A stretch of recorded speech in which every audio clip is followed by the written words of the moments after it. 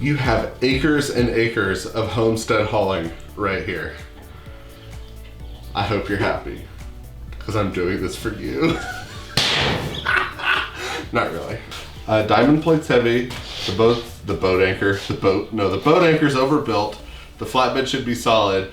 And I have a feeling we're gonna get reduced fuel mileage in our Dodge, but whatever. We're gonna use the Sawzall real quick, and we're gonna cut these cross members out because they're not really necessary, and it'll save just a little bit of weight, and maybe possibly make it easier to work on in the future under there if you need to get in there.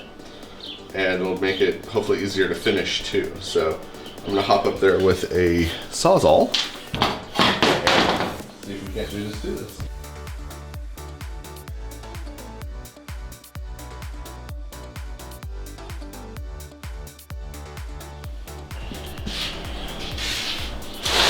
So glorious a boat anchor has never been constructed in all the world over. Oh, wrong hand. Never works out when I do like a maniacal laugh. I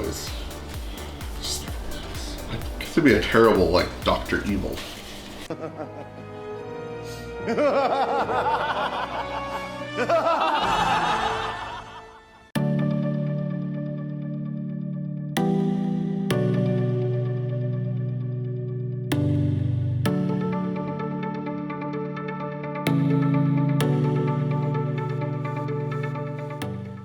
So I understand this wasn't gonna be this wasn't gonna be a how-to video. Could have been a how not to video, but just a word to the wise. My Sawzall has 2 speed settings, so I turned it to a lower setting as not to overheat the blade, and it cut fairly straight. And the amazing thing was, this wasn't under any sort of weird tension that it popped up. So that gives me hope.